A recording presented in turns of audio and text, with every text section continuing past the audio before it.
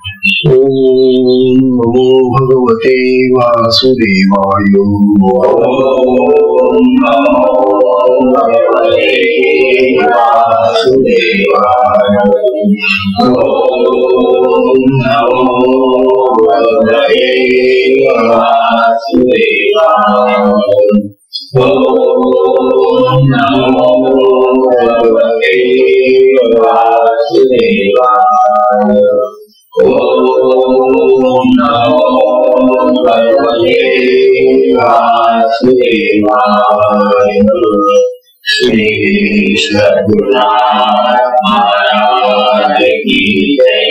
अवधूत चिंतन श्री गुरुदेव दत्त। परम पूज्य श्री सद्गुरु संत ज्ञानेश्वर महाराज की जय।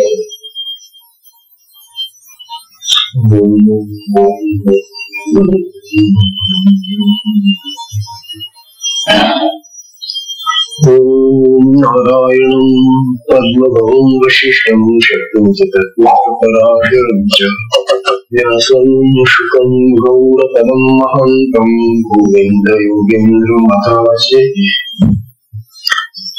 श्रीशङ्कराचार्यमथास्य पद्मपादं च हस्तामलकं च शिष्यम् तंत्रो प्रथम वार्तिककारणज्ञान अस्मद्गुरुं संततमानतोऽस्मि। श्रुति पुराणानामालयं कर्मालयं नमामि भगवत्पादं शङ्करं लोकशङ्करं। शङ्करं शङ्कराचार्यं केशवं बादरायणं सूत्रभाष्यकृतौ वन्दे भगवन्तौ पुनः पुनः। नित्यं शुद्धं निराभासं निराकारं निरञ्जनं नित्यबोधं चिदानन्दं गुरुं ब्रह्मणमामि। गुरुं ब्रह्मणमामि। गुरुं ब्रह्मणमामि। ईश्वरो गुरुरात्मेति मूर्तिभेदविभागिने व्योमव्याप्तदेहाय दक्षिणामूर्तये नमः। दक्षिणामूर्तये नमः।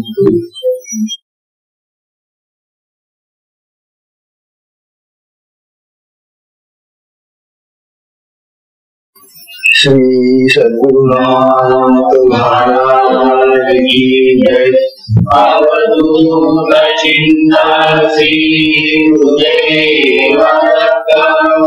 परम पूज्य श्री सद्गुरु संत ज्ञानेश्वर महाराज की जय। परम पूज्य श्री सद्गुरु संत ज्ञानेश्वर महाराज साधकांचे मायबाप बालयोगी आणि भगवान विष्णूचे अवतार असलेले ज्ञानोबा यांचा श्री अमृतानुभव तथा अनुभवामृत नावाचा ग्रंथ आपण पाहत आहोत। या अमृतानुभवाचं या ग्रंथाचं हे 7वं प्रकरण सुरू आहे। अज्ञान खंडन। ज्ञानोबा आपल्या सगळ्या भक्तांना साधकांना हा उपदेश ठसा मागून पुन्हा पुन्हा नाना प्रकारचे दृष्टांत देऊन सांगतायत की अज्ञान नावाची कुठली गोष्ट नाही आणि या जगातली माणसं अज्ञान आहे हा पक्का असा निर्धार करून बसलेली आहेत। किंबहुना ते रूढ होऊन अज्ञान आहेच। तथापि जगाला काही होऊ द्या, तथापि या आपल्या मार्गातले जे साधक आहेत, जे साधक पथाने आत्मस्थितीकडे चालणारे आहेत, यांनी तरी कृपया हा जो बोध आहे तो मनावर ठसवावा आणि आत्म्याच्या ठिकाणी अज्ञान नाही, आत्मा शुद्ध चैतन्य घन आहे असे ज्ञानोबा कालपर्यंत सांगत होते. कालची जी 74 ओवी होती त्या ओवीमध्ये ज्ञानोबांनी सांगितलं की जे साईची तारे जवळ जे दुधाचे भांडे ते दिसे की बिघडे तैसे पहा. 74व्या ओळीमध्ये ज्ञानोबांनी दृष्टांत असा दिला होता की अहो दुधाचं भांड आहे आणि तापलेलं दूध आहे, परंतु तुम्ही घेऊन त्या दुधामध्ये ढवळत बसला.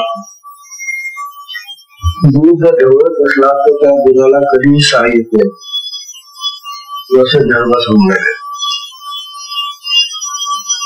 ढवळलेलं दूध हे साई कमी देत नाही. किंबहुना जर राजर्षी स्वरूपात सारखं दूध मिळून जाते. तेव्हा ज्ञानोबांनी हे जे आपल्याला सगळं सांगितलेलं आहे त्या आत्मस्वरूपामध्ये हा अज्ञानाचा प्रकार सापडू शकत नाही आपल्याला. आता ज्ञानोबा आपल्याला या दृष्टांतातून आणि या ओळीच्या पुढे उद्देश करताय तो अतिशय महत्वाचा असा उद्देश आहे. ते म्हणत होते की मनुष्य देहातील जर आपण हे आत्मस्वरूप जाणून घेतले आणि आत्मस्वरूपाचा जर आपल्याला अनुभवच आला नाही तर हा मनुष्य देह आम्ही व्यर्थ कमावला. काय कमावलं? अरे खाणं पिणं झोपणं हे तर प्रत्येक प्राण्याला जनावरांना पशु पक्ष्याने लावलेले. मनुष्य हा केवळ खाणं पिणं झोपणे एवढ्यासाठी जन्मलेला नाही. मनुष्य हा सगळा उत्तम असा राहण्यातला एका देवाने निर्माण एवढ्यासाठी केला की शेवटी याने आपल्या देवाची आत्म्याची हीच इच्छा होती की शेवटी आपल्याला जो प्राणी निर्माण करायचा आहे तो असा प्राणी निर्माण करेल की ज्यामुळे तो मला ओळखेल. म्हणून हा मनुष्य देह आपल्याला असा प्राप्त झालेला आहे की या देहामध्ये असलेला जो आत्मराज आहे जो देव आहे खरोखर त्याला ओळखायचंय, त्याला जाणायचंय. ज्ञानोबांनी या ओळीपासून तर असं सांगितलेलं आहे की साधकांनी ह्या ज्या आपल्या मार्गाच्या परमार्थाच्या ज्या भूमिका आहेत त्यातही त्याला माहिती असल्या पाहिजे. अज्ञान केव्हा आपल्याला वाटत आहे म्हणून अज्ञान आपल्याला केव्हा वाटत आहे आणि आपल्याला केव्हा वाटेल नाही म्हणून असे दोन प्रश्न महत्वाचे. आज आम्हाला अज्ञान आहे असंच वाटून राहिलेलं आहे. ते कुठे का असेल आपण ते आहे, कुठे येथे पाहिजेच नाही, पण जिथं असेल तिथं आहे. हा अज्ञानवादी लोकांचा दुराग्रह आहे, हट्ट आहे. हा दुराग्रह ते म्हणतात की अज्ञान आहेच. असं जे अज्ञान आहे ज्ञानोबा सांगतात की अहो हे अज्ञान नाही. पण अज्ञान नाही हे तुम्हाला किती जरी वेळ मी सांगत बसलो तरी सुद्धा तुमच्या मनामध्ये, अंतःकरणामध्ये, तुमच्या विचारांमध्ये हा ठाम निश्चय होणार नाही, होऊ शकत नाही, होत नाही. तो व्हायला पाहिजे, होत नाही. काय कारण याचं? ज्ञानोबा ठासून सांगून राहिले की अज्ञान नाहीये आणि आम्ही किती वेळ ते ऐकलं तरी आमचं मत काही बदलत नाही. का बदलत नाही? का आम्हाला असं वाटतं हो? तर त्याचं कारण आता ज्ञानोबा आपल्याला सांगतात. त्याचं कारण असं आहे की आपण ही जी साधना करतो ना, या साधनेचे जे टप्पे आहेत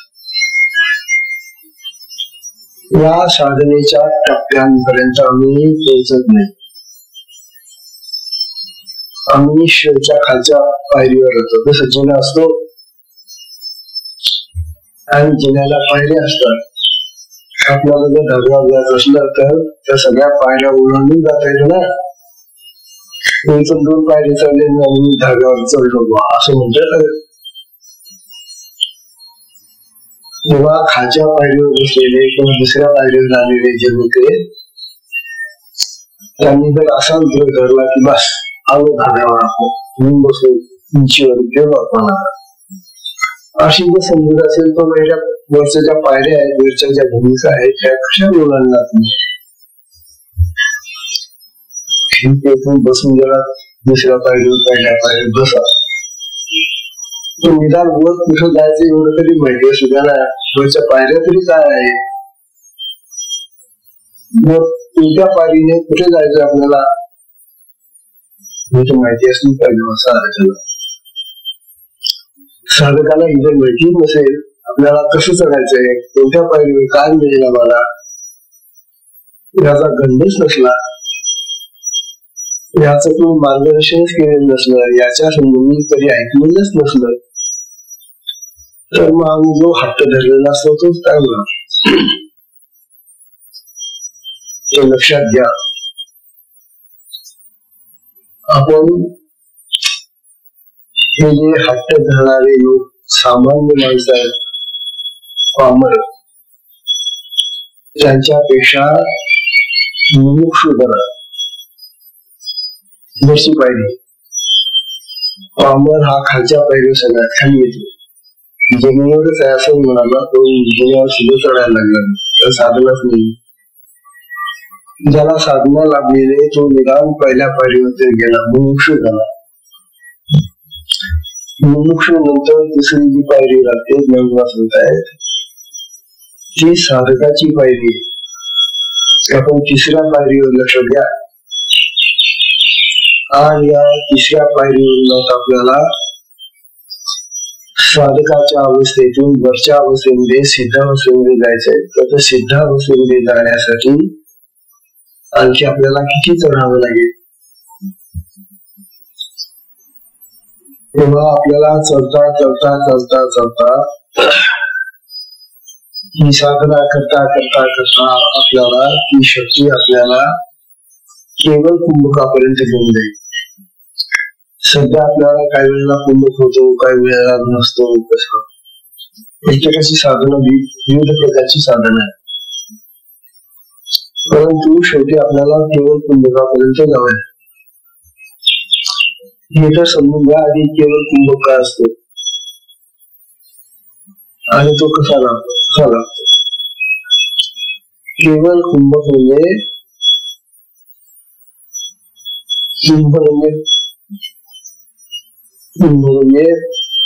घडा. घडा माहितीये ना, घडा घागर त्याला कुंभ म्हणतात. कुंभार्थ कुंभ म्हणतात. आता आपल्या देहामध्ये कुंभक करायचा म्हणजे काय करायचं. तर आपण हा जो श्वास घेतो, आपण श्वास घेतला प्राणायामामध्ये, श्वास मध्ये गेल्यानंतर तो काही वेळ थोडा वेळ थांबतो, त्याला जे काय करायचं ते करतो आणि पुन्हा वर येतो आणि पुन्हा आपण बाहेर फेकतो. उच्छ्वास टाकतो. श्वास उच्छ्वास, श्वास उच्छ्वास. अशा प्रकारच्या क्रिया आपल्याला नेहमी चालू आहेत. आपल्याला काम श्वास घ्यायचा, थोडा वेळ तो राहतो, पुन्हा तिथलं कार्य संपलं की तो पुन्हा वर येतो, वर आला की त्याला पुन्हा नाकातून बाहेर टाकतो. हा श्वास विश्वास हे प्रत्येकाचे चाललेले, आपले चालले तसं नाही. ज्या ज्या प्राण्यांना देह आहे त्या सगळ्या प्राण्यांना, पशु पक्ष्यांना सगळ्यांना श्वासोच्छ्वास आहे.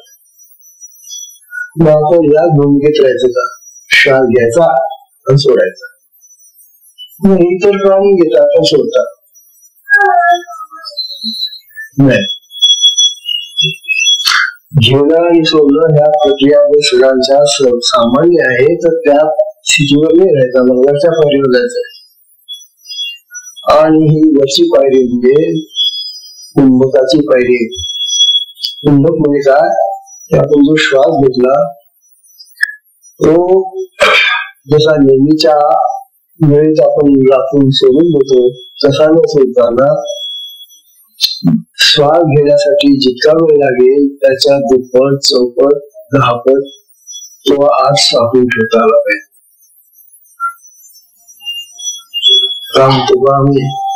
आपण जो श्वास घेतलेला आहे तो श्वास घेण्याला जितका वेळ लागला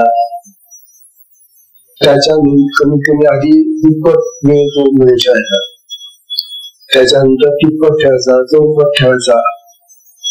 अशा तऱ्हेनं वेळ वाढवत जायचा. कशाचा?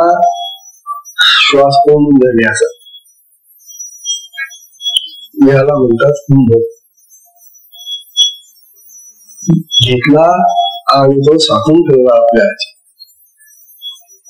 या कुंभकाची वेळ आता ज्याच्या त्याच्या क्षमतेनुसार वाढते आणि मग तो कुंभक त्यातला श्वास तो पुन्हा सोडून देतो. त्याला रेचक म्हणतात. तेव्हा रेचक केल्यानंतर मग रेचक करून तो श्वास सोडण्याला जितका वेळ लागला त्याच्यापेक्षा दुप्पट वेळ आता श्वास घ्यायचा नाही, बिना श्वासाने जायचं. तिप्पट वेळ बिना श्वासाने जायचं, चौपट वेळ बिना श्वासाने जायचं. हा बाह्य कुंभक आहे. आंतरकुंभक आणि बाह्य कुंभक असे हे प्राणायामाचे किंवा श्वासाचे प्रकार आहेत. ही स्थिती पुढे आपोआप येते माणसाला साधनेमध्ये. आपली साधना ही अशी साधना आहे, या साधनेमध्ये हे करत बसावं लागत नाही. बाकीचे जे प्राणायाम योग असतात त्यांना शिकावं लागते. पण खूप चांगली साधना जर करणारा साधक असेल तर त्याला ती शक्ती बरोबर कुंभकाची अवस्था होऊन देते. आणि साधनाच करत नाही, साधनेमध्ये एवढं लक्ष लागत नसल्यामुळं तो कुंभक लागेल कसा? तेव्हा बाह्य कुंभक किंवा अंतरकुंभक कोणता तरी कुंभक आपल्याला सिद्ध व्हायला पाहिजे असं ज्ञानोबा म्हणतात.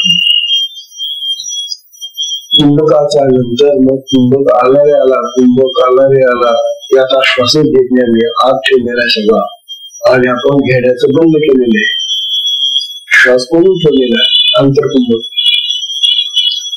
ही जी स्थिती आहे ती इतकी शांत अशी आणि अत्यंत आनंदाची अवस्था आहे ती. आणि इथूनच मग पुढे हळूहळू आपल्याला समाधीची जी जाणीव आहे, समाधीची जी अवस्था आहे ती पुढे यायला लागते. समाधीमध्ये असलं तरी काय, समाधीमध्ये हा श्वास बंदच होऊन जातो. घेणे बंधन, देणे बंधन, तिला समाधी म्हटली. पण हे घेण्या देण्याचे व्यवहार या कुंभकामुळे आपल्याला साध्य होतात पुढे. आज आपण घेऊन जायला सोडतोय तसं न करताना हळूहळू तो कुंभक वाढवता आला पाहिजे. बाह्य कुंभक वाढवता आला पाहिजे, कोणतं कुंभक वाढवा. अशी कुंभकाची अवस्था प्राप्त झाल्यानंतर मग विकल्प समाधीची अवस्था आहे. समाधीचे दोन प्रकार आहेत, एक सविकल्प समाधी आणि निर्विकल्प समाधी. सविकल्प समाधीमध्ये आम्हाला माहिती असतं की आम्ही आता समाधीमध्ये बसलो, जाणीव असते जशी झोप येण्यापूर्वी आपण जागे असतो थोडीस. तसं सविकल्प समाधीमध्ये हा साधक श्वास रोखून किंवा श्वास बंद होत चाललेला आहे हे जाणत असतो आणि अशी त्याची श्वास घेण्याची क्रिया पूर्ण बंद झाली मग तो एकदम शांत होऊन जातो. आणि ही आता श्वास न घेण्याची, श्वास घेतलेला न सोडण्याची जी प्रक्रिया आहे ती जशी लांबत जाते तसतशी समाधी वाढत जाते. समाधीचा वेळ वाढत जातो. आज 1 तास समाधी लागली, उद्या 2 तास लागली, उद्या 5 तास लागले, 10 तास लागले, 1 दिवस लागले, 8 तास लागले, 8 दिवस लागले, 1 महिना लागले, अशा प्रकारे ते चांगले महाराज होते. ते 6 महिने समाधी लावून बसले. ज्या चांगल्या वाणी लोकांना प्रार्थना केली की मला एक पत्र सांगा तुम्ही पाठवलेलं,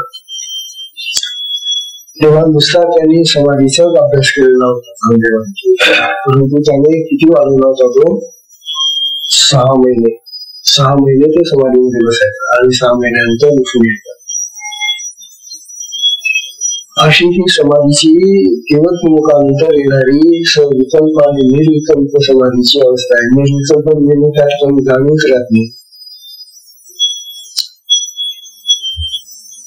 आता ह्या समाधी पर्यंतच्या ज्या अवस्था आहे त्या साधनेच्या अवस्था आहे, साधना आहे ती कुठपर्यंत.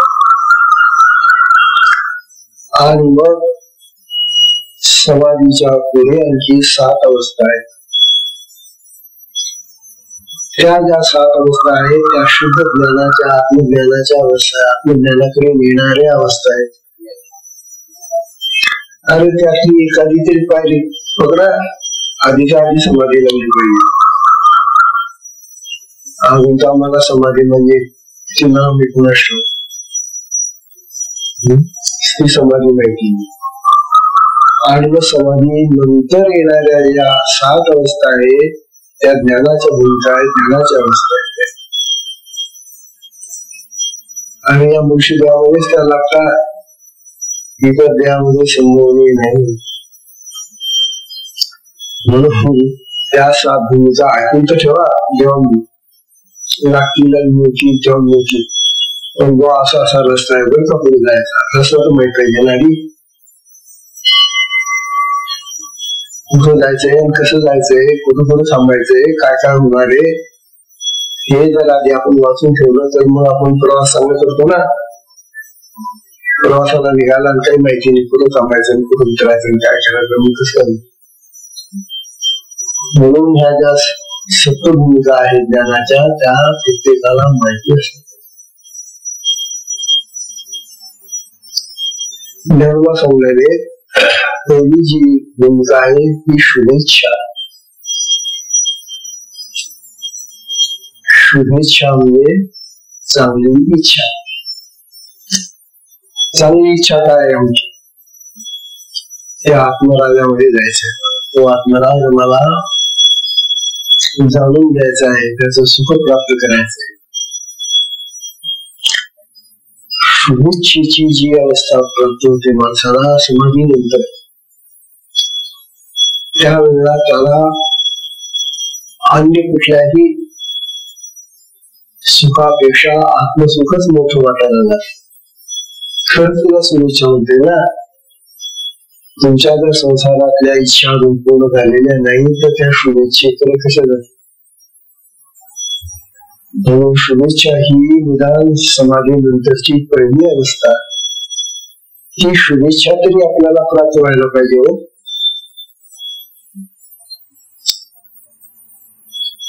महत्वाच्या अवस्था आहे. लक्षात ठेवा, तुम्ही म्हणाल किंवा ह्या कशाला अनुभवले आहे, तुम्ही अनुभवलेले आहे, तर प्रभू रामचंद्रांनी अनुभवलेले आहे. प्रभू रामचंद्र जेव्हा वशिष्ठ ऋषींच्या आश्रमात होते शिकायला, त्यावेळेला वशिष्ठांनी त्यांनाही शक्तिपा दीक्षा दिली होती आणि अशा प्रकारच्या योग साधना त्यांच्याकडून करून घेतलेल्या होत्या. तेव्हा शुभेच्छा ही पहिली ज्ञान भूमिका आहे, फार महत्वाची. आता या सगळ्या भूमिकांची माहिती सांगत असताना तर याच्यामध्ये पुष्कळशी प्रवचने निघून जाते.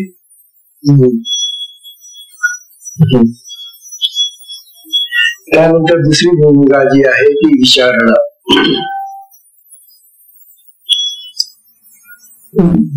विचारणा या भूमिकेमध्ये ज्ञानोबा किंवा विशिष्ट विषयाचं सांगतात की शास्त्र वचनाप्रमाणे जो साधक पूर्ण वैराग्य संपन्न झालेला असतो आणि त्याची प्रवृत्ती सदाचाराची असलेली असा जो साधक आहे तो सदाचारी आहे, वैराग्य संपन्न आहे आणि तो पहिल्या शुभेच्छा अशा त्या अवस्थेतून आता विचारणा या अवस्थेत आलेला असतो. विचारणा.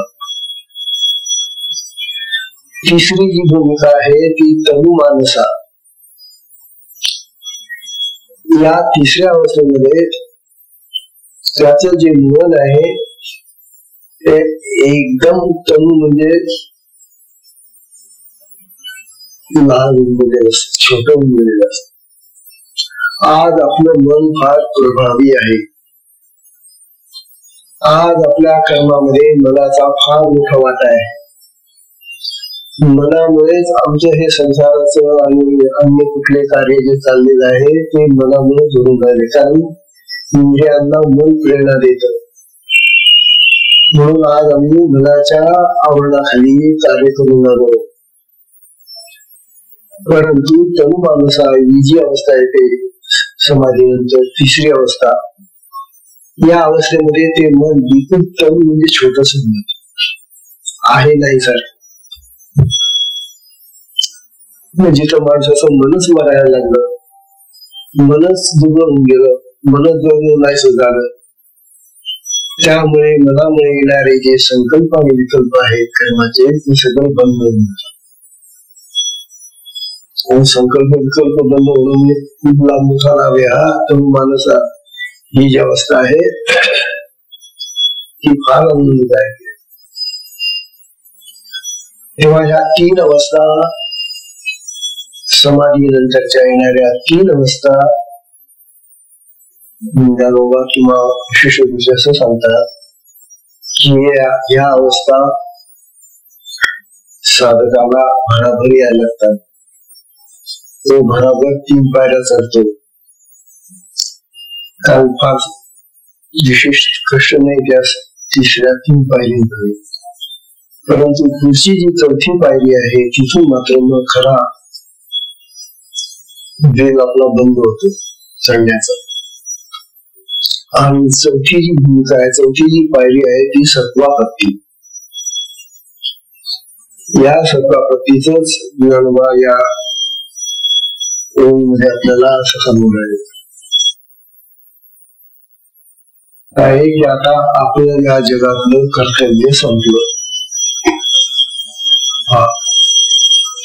आता आपल्याला काही काम कर्तव्य कर्म राहिलेलं नाही,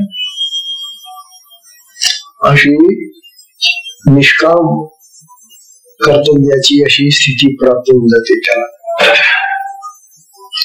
आणि ज्याचं कर्तव्य संपलं, जो कार्य करणं बंद केलं त्याने, बंद केलं म्हणजे मुद्दाम नाही करायचं, ते आपोआप बंद होत जात आणि मग त्याचं प्रारब्ध समाप्त होऊन जात. 4थ्या अवस्थेला प्रारब्ध क्षय. तोपर्यंत हे जे आम्ही मागच्या जन्मामध्ये केलेलं पाप पुण्य आहे त्याचा परिणाम भोगावा लागतो. पण सत्वापत्ती अवस्थेपर्यंत हे प्रारब्ध आपल्याला आढळून येतं. पण सत्वापत्ती अवस्थेत गेल्यानंतर प्रारब्धही मग क्षीण व्हायला लागतं. प्रारब्धाचे भोग येत नाही त्याला, आणि प्रारब्धाचे भोग जर आले नाही तर मग त्याला सुख दुःखाची जाणीव होत नाही. कर्तव्य संपलेलं आहे. अशी ही सत्वापत्ती सगळ्यात उत्तम अशी अवस्था आहे, 4थी अवस्था आहे. 4थ्या भूमिकेमध्ये बद्धता नाही, बंध नाही कसले, सगळे बंद करून पडलेले आहेत, निर्बंध झालेले असतात. आपल्याला कुठलाही बंधन नाही, अशी ही 4थी अवस्था असते. 5वी जी भूमिका आहे त्या 5व्या भूमिकेला असंसक्ती म्हणतात. असंसक्ती. या असंसक्ती भूमिकेमध्ये, 5व्या भूमिकेमध्ये सुख दुःख तर नाहीच नाही, पण सुख दुःखाची कल्पनाही येत नाही. प्रत्यक्ष सुख दुःख तर येतच नाही, परंतु सुख काय असतं, दुःख काय असतं, हे जे आम्ही कल्पनेनं अनुभवलं असतं, ज्या कल्पना असतात तेही त्या ठिकाणी कल्पनेनं सुद्धा सुख दुःख आम्हाला जाणता येत नाही, अशी असंसक्ती आहे. असंसक्ती फार महत्वाची अवस्था आहे, जसं ज्ञानोबा आपल्याला सांगलेले.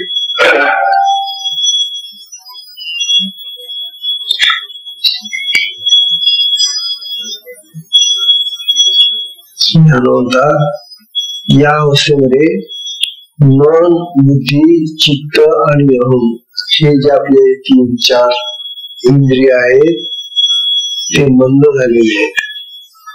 नंतर मागच्या अवस्थेमध्ये तनुमान साधन केलेले. आता बुद्धीचं जे सामर्थ्य होतं विचार करण्याचं वगैरे तेही बंद होईल. चित्त आता संचय करत नाहीये आणि हा अहम जो आहे ना, तोही विसर्जित होताना नाही, सावकारे नाही. तेव्हा असंसक्ती या 5व्या भूमिकेमध्ये अंतःकरणाचा विलय होऊन येतो. अंतःकरण जवळ त्याचं काम करणं असं होतं. ही 4ही इंद्रिय त्याची मंद होऊन जातात, असं ज्ञानोबा म्हणतात. अशी ती अवस्था आहे. नंतर 6वी जी भूमिका आहे, 6वी भूमिका आहे पदार्थ भाविनी. पदार्थ भाविनी नावाची ही 6वी अवस्था आहे. या 6व्या अवस्थेमध्ये तर तो सत्पुरुष, तो साधक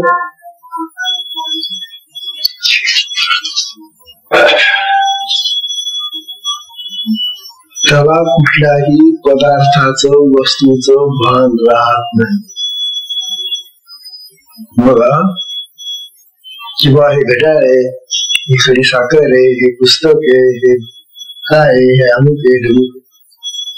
पदार्थ भावनी या अवस्थेमध्ये पदार्थाचं भान गेलं म्हणजे बाह्य वस्तूंचं भानच जात त्याचं. अशी ही पदार्थ भावनी नावाची 6वी अवस्था आहे. बरं, मग मनामध्ये, बुद्धीमध्ये जे पूर्वी आपण क्रिया करण्यासाठी, कर्म करण्यासाठी जे दोष निर्माण व्हायचे ते दोष पार निघून गेलेले आहेत. अहंकार, क्रोध, काम, वासना या प्रकारच्या ज्या अनेक अशा वाईट गोष्टी होत्या चित्तामध्ये संग्रहित झालेल्या, त्या सगळ्या वस्तू समाप्त झालेल्या आहेत. अंतःकरण अतिशय शुद्ध झालेले आता. पदार्थ भावनी या अवस्थेमध्ये त्याला आता पदार्थाचं, घटपटांची, कसल्याही वस्तूचं, अंगावरच्या कपड्यांचं सुद्धा त्याला भान राहत. इतका तो पदार्थ घेण्याच्या आणि देण्याच्या कुठल्याही अवस्थेत त्याला इच्छा होत नाही, भान राहत नाही. या भूमिकेमध्ये त्याला आत्मानंद, ब्रह्मानंद थोडासा प्राप्त झालेला असतो पदार्थ भाविनीमध्ये. बरं, आणि ही 6वी अवस्था आहे. इथं त्याला तो आत्मानंद त्याला प्राप्त झाला. आणि मग त्याच्या पुढची जी अवस्था आहे 7वी अवस्था, ती तुर्यगा. तुर्यगा अवस्था ही अशी एक अवस्था आहे की आहे नाहीचही त्याला भान नाही. मी जिवंत आहे का मी मृत आहे, मी देहधारी आहे का मी देह शून्य आहे, हे भान गेलं. आपले गजानन महाराज या किंवा पुष्कळ जसे महात्मे गेले की ज्यांना ही तुर्य अवस्था प्राप्त झाली. तुर्य अवस्थेमध्ये देहाचंच भान राहत नाही, मग तो नंगा असो, उघडा असो, कसाही असो. अशा प्रकारची ही तुर्य अवस्था आणि तो अखंड ब्रह्मानंदामध्ये राहतो. अशा या 7 भूमिका आहेत, ह्या समाधीच्या पुढच्या भूमिका आहेत. बरं, ऐकून तर ठेवा. जेव्हा केव्हा आपली साधना उन्नत होईल आणि हळूहळू आपल्याला विकसित होईल आणि आपण एकेका अवस्थेमध्ये जाऊ, त्या वेळेला काय काय अनुभव येतील हे आपल्याला ज्ञानोबा सांगतात. आता ज्ञानोबा असं सांगणारे, संसारिकापासून उपासकापर्यंत उपासना करणारे पूजा पाठ अनुभव. संसारी आहे, संसार करतो विचार, त्याला संसारी म्हणतात. संसाराच्या कामामध्ये तो गडलेला असतो, त्याला संसारी म्हणतात. असा हा जो संसारी आहे तो उपासना करतो देवाची. उपासना करतो म्हणजे काय करतो? ग्रंथ वाचन करेल, पाठांतर करेल, देवाची पूजा अर्चा करेल वगैरे वगैरे. ज्यामुळे म्हणतात या संसारिकापासून उपासकापर्यंत ही जी माणसं आहेत ती खऱ्या परमार्थाला न ओळखताना परमार्थाचा नुसता वेध घेणारी माणसं आहेत. त्यांना खरा परमार्थ सापडलेला नाही. परमार्थ सापडण्यासाठी ज्ञानोबा सांगतात त्याला जसा असला पाहिजे त्याचं ज्ञान.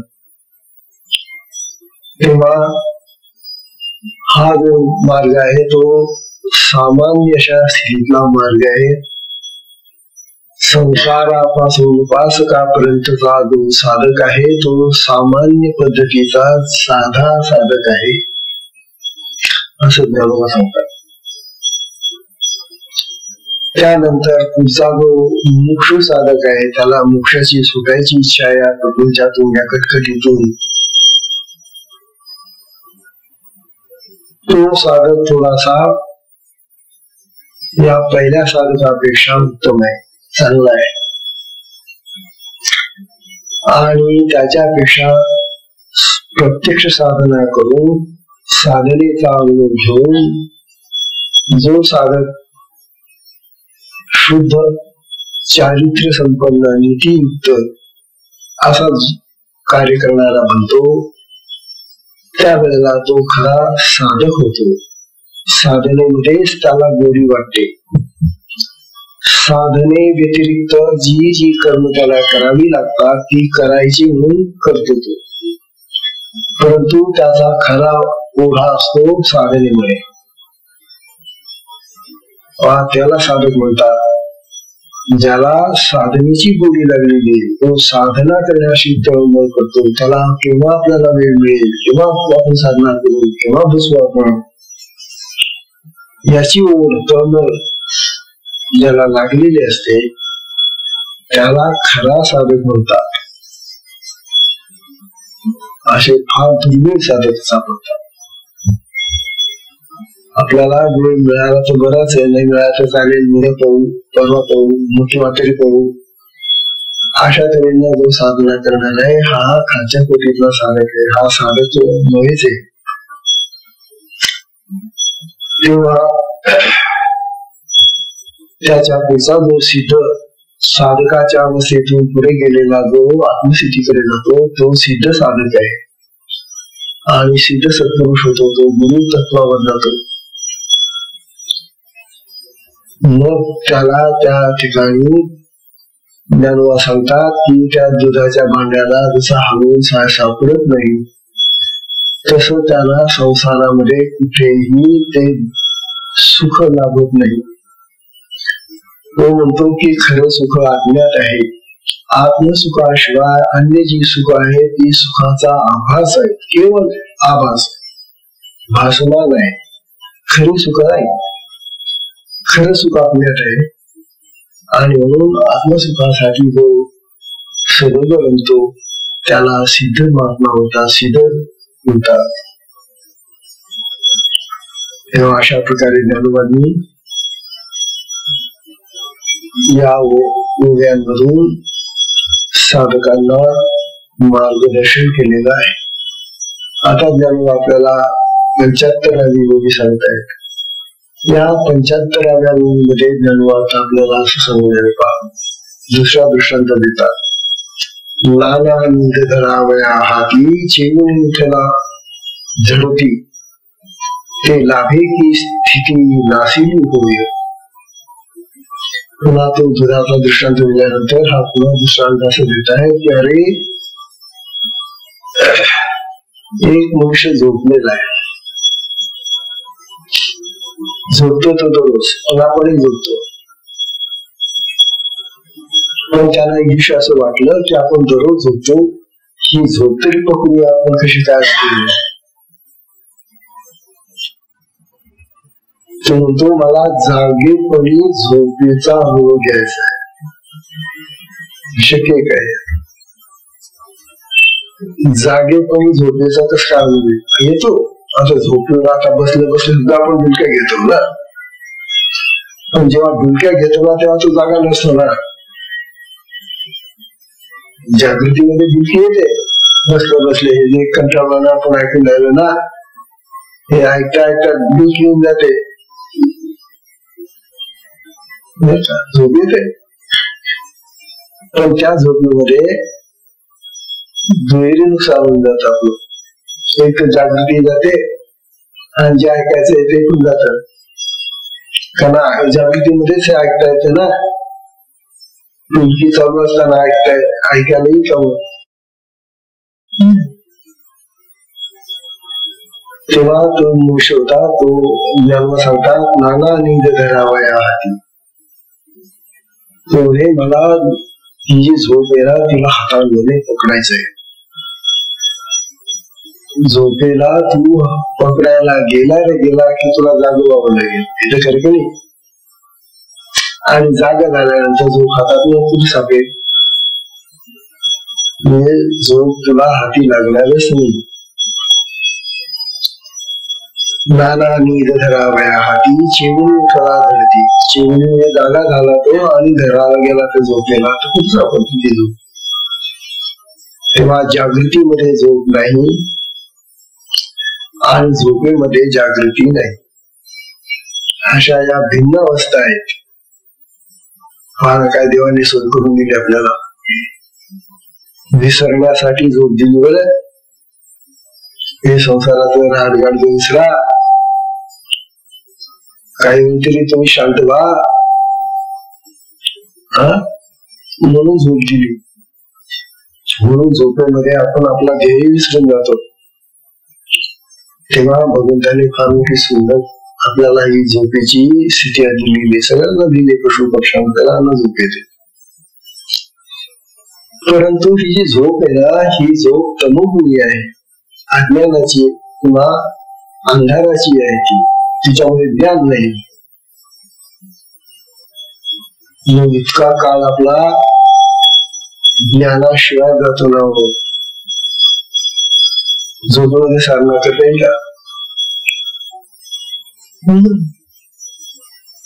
मग आमचा या झोपेमध्ये गेलेला जो वेळ आहे तो धड साधना नाही, धड प्रपंच नाही, धड कुठलंच काही कार्य नाही. झोपेमध्ये काही नाही होत आमचं. म्हणजे झोपेमध्ये गेलेला वेळ हा तसा विश्रांतीसाठी गेलेला म्हणतो आपण, तो व्यर्थ गेलेला आहे, विनाकारण गेलेलं ते आयुष्य. आणि ही किती जाते आपली. जर बालपणापासून मरेपर्यंत जर झोपेचे तास काढले तर अर्ध आयुष्य आपलं झोपेमध्ये चाललं गेलं. अरे अरे माणसा, झोप तर तुला पाहिजे, परंतु त्या झोपेमध्ये तू किती आयुष्य खर्च केलं. अर्ध आयुष्य झोपेमध्ये गेलं. आता 7 वर्षाचा जर तो म्हातारा असेल तर त्याचे 30 वर्ष त्या झोपेत गेलेले. आता जे 30 आहे त्याच्यामध्ये त्याने किती वर्ष साधना केली असेल सांगा बरं. तो 25-30 वर्षापूर्वी तर दीक्षितही नव्हता, साधकही नव्हता. त्याला किंवा दीक्षाधारी कोण असतो, त्याचा पुढे तो साधनेला लागला ना, म्हणजे 3 वर्ष गेली पुन्हा. म्हणून जेमतेम सगळ्या आयुष्यामध्ये असा हिशोब काढलेला आहे की 5 वर्ष आपण साधना करतो बस. आपले सगळे तास मोजले साधनेचे तर ते 5च वर्ष करतो बस. 5 वर्षात काय समाधी मिळेल का मग? कशी समाधी मिळलो 5 वर्षात? म्हणून आम्हाला समाधीचाही अनुभव येत नाही. किंवा त्याच्या पुढच्या आता ज्या 7 अवस्था सांगितल्या त्या 7 अवस्थांचा कसा अनुभव येणार. तेव्हा झोपेला पकडण्यासाठी हा जो उठला त्याला पकडायला गेला तर झोपेला तर तिथे सापडलीच नव्हती. पण ती गेल्यामुळे त्याची झोपही गेली आणि त्या झोपेबरोबर तो म्हणतो ते लाभे की तिथे नासली होय. ती निद्रा तर हाताशी लागलीच नाही, परंतु त्या निद्रेमुळे आम्हाला जे विश्रांती किंवा श्रम वगैरे तशी अवस्था होती ती निघून गेली. तात्पर्य असं की अज्ञान तसं झालेलं आहे. अज्ञान ह्या निद्रा पकडणाऱ्या माणसासारखं झालेली. ती निद्रा जशी त्याच्या हाती लागत नाही तसं अज्ञानही आपल्या हाती लागत नाही. अज्ञान नावाची गोष्टच नाहीये असं ज्ञानोबा वारंवार सांगणारे. एक उदाहरण असं दिले गेले की निद्रा कशी सापडत नाही. एका माणसाला स्वप्नामध्ये त्याला त्याची बायको दिसली. आता तो तर दररोज पाहतोच आहे, बिचारी ती घरात असते, काम करते, पण आता त्याला स्वप्नामध्ये त्याची बायको दिसली. आता बायको दिसल्याबरोबर हा धावत गेला त्या बायकोजवळ, स्वप्नाच्या बायकोजवळ. आता ती पुढे पळते ना मागे पळते तिला धरायला. स्वप्नातली बायको पुढे पळून राहिली, नवरा तिला धरण्यासाठी तिच्या मागून पळतोय आणि पळता पळता अडकून पडला. ती बाई तर त्या हाताला लागली नाही, पण अडकून पडला, काहीतरी अडू आला पाहिजे, पडल्यामुळे जागा झाला. वास्तविक खाला पडला नाही, तसं स्वप्नात पडलेला आहे तो, परंतु जागा झाला. जागा झाल्यानंतर बायको झाल्यावर काय झालं, कावर ओरडतात मला, कावर काय झालं ते. अगं मी पडलो ना. कुठे? अहो तुम्ही सांगा, थोडा झोपलेले आहे. कुठे पडले तुम्ही? तुम्ही चांगले झोपलेले आहात, चांगले पांघरून घेतलेले व्यवस्थित, आणि कुठे पडले असे ओरडतो काय? अगं मी तुझ्या तुला पकडण्यासाठी धावत होतो. हा, धावण्याचं काय कारण आहे, मी तर घरातच राहते ना. तात्पर्य बायकोही पकडता आली नाही आणि त्या बिछाण्यावरून तो पडला असेल का, धडला असेल का, लागला असेल का, काय झालं असेल ते पडण्याचंही दुःख त्याला प्राप्त झालं. तात्पर्य असं की हे जे अज्ञान नावाचं आहे ते अज्ञान असंच आहे, ते सापडतही नाही हाताला आणि ते दुःख देणार आहे. अज्ञान ही अशी वस्तू आहे नाहीच आहे ती, पण जी आम्ही कल्पनेनं मानलेली आहे ती दुःखदायक आहे असं ज्ञान आपल्याला सांगणार. मग ज्ञान सांगतात तेरी पहावया अज्ञान ऐसे, त्याप्रमाणे अज्ञानाला पाहायला गेलो आम्ही. हे अंगी किसे काय असे न पाहता पैसे पाहणीच ती शास्त्रा मिळवी. ज्ञान म्हणतात ते अज्ञान कसं आहे हे पाहण्याकरता आपल्या अंगी कशाचं वेळ लागावं, कसं आपल्याला ते अज्ञान सापडावं. अज्ञान आहे असं म्हणतात तुम्ही, मग शोधाला कुठे येते आपल्या देहामध्ये. अज्ञानाचा किती धांडोळा घेतला, किती तुम्ही त्याला शोध केला, तरी ते तुम्हाला तुमच्या देहामध्ये कुठेही सापडणार नाही. हातात असं का ज्ञान नाही, तोंडात असं का नाही, डोळ्यात, नाकात, कानात कुठे सापडत नाही ते असं पाहिलं तर. मग देहात आहे म्हणतो आणि देहात ते सापडत नाही.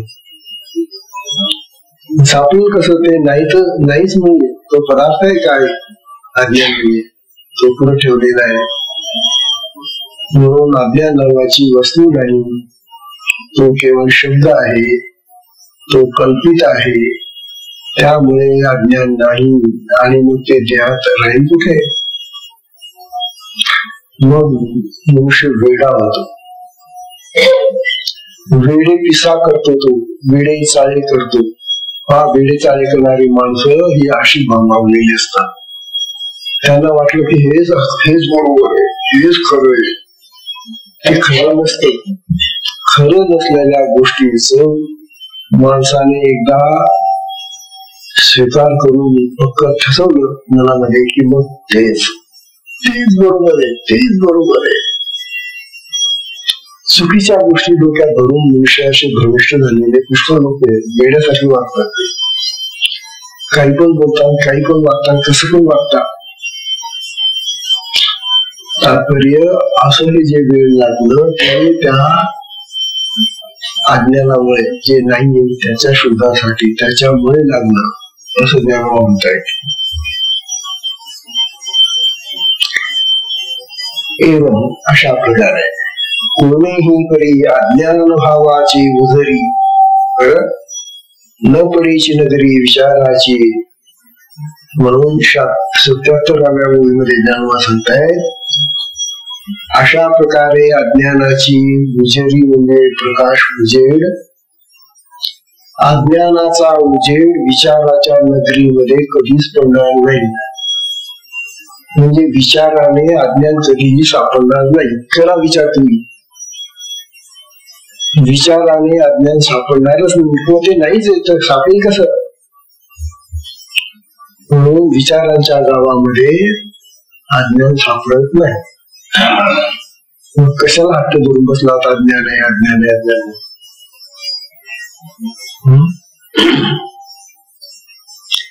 शिवाय हे अज्ञान कुठल्याही प्रमाणाने सिद्ध होत नाही. हो, ही जे 6 प्रमाण आहेत त्या 6 प्रमाणामध्ये कुठल्याही प्रमाणाने ते सिद्ध होत नाही. मग ते आहे म्हणतात तसं तुम्ही. तेव्हा 78व्या ओळीमध्ये ज्ञानोबा सांगतायत अहो कोणीही वेळे आत्मा अथवा वेगळे विचाराचे डोळे देखते का. काय सांगतो ज्ञानोबा? अहो कोणत्याही वेळेला आत्मा अज्ञान स्वरूप आहे असं तुम्हाला दिसेल का? आत्म्यामध्ये कसं का अज्ञान देईल? आत्मा अज्ञान स्वरूपात कसा राहील? आत्मा तर ज्ञान स्वरूप आहे, शुद्ध ज्ञान स्वरूप आहे, मुळातच तो ज्ञान स्वरूप आहे. मग तिथे तुमचं अज्ञान गेलं कसं, जाईल कसं?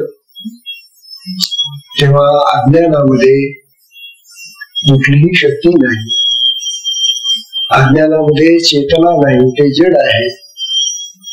मग अज्ञान नावाचा कुठलाही पदार्थ नाही, वस्तू नाही. मग ती आत्म्यामध्ये जाईल आणि त्या आत्म्यामध्ये मिसळून जाईल, हे होईल कसं? तर हे सगळं चुकीचं आहे असं ज्ञानोबा आपल्याला समजावे. अज्ञानाला आमचे विचाराचे डोळे सुद्धा पाहू शकत नाही. विचाराचे डोळे देखते का? म्हणजे विचाराने सुद्धा ह्या अज्ञानाला पाहता येत नाही मला, असं ज्ञानोबा म्हणतात.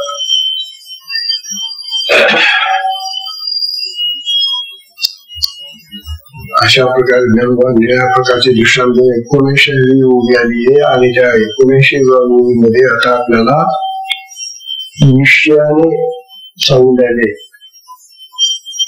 ना निर्धाराचे तोंड माखे प्रमाण स्वप्नी नाही ते की निरुती हनुमुखे अनसाईपणा. ही जी 79 नावाची ओवी आहे, या ओवीमध्ये ज्ञानोबा आपल्याला सांगतात की हे अज्ञान कुठल्याही निश्चयाने पकडता येत नाही, निश्चयाच्या तोंडाने त्याला धरता येत नाही, निश्चयाने पकडता येत नाही. निर्धाराचे तोंड मागे, निर्धाराने निश्चयाने त्याला पकडता येत नाही. किंवा प्रमाण स्वप्नही नाही ते, किंवा प्रमाणाने ते स्वप्नात सुद्धा आपल्याला सिद्ध करता येत नाही. की निवृत्ती हनुमुखे अनसाईपणे किंवा भगवंता खरे पाहू गेल्यास अज्ञान हे आत्म्यापासून किंवा आत्म्याच्या जवळ कुठेच तुम्हाला सापडणार नाही. आत्म्या जवळही सापडत नाही, आत्म्यामध्येही सापडत नाही, आत्म्यापासून किती दूर गेला ते सापडला, ते आज्ञा नाहीच आहे म्हणे. तेव्हा ते वेगळेपणाने राहतं, ते आत्म्याजवळ येतं, त्या आत्म्यामध्ये शिरतं, असं जे काही कल्पना करून सांगतात ते चुकीचं आहे असं ज्ञानोबा साधकांना सांगून राहिलेले आहे. तेव्हा अशा प्रकारचा हा 79 पर्यंतचा भाग आपल्या 7व्या प्रकरणातला जाणार आहे. 80 ही मूवी जी येते ती उद्या पाहू. हा सुंदर विषय आता काय नाही. काही वेळेला ज्ञानोबा इतका सुंदर तो विषय आपल्या साधकांच्या दृष्टीने समजून सांगतात, तो ऐकला गेला पाहिजे. तेव्हा आजच्या सत्संगाची वेळ संपल्यामुळे सत्संगाला विश्राम देऊया. हरि ओम.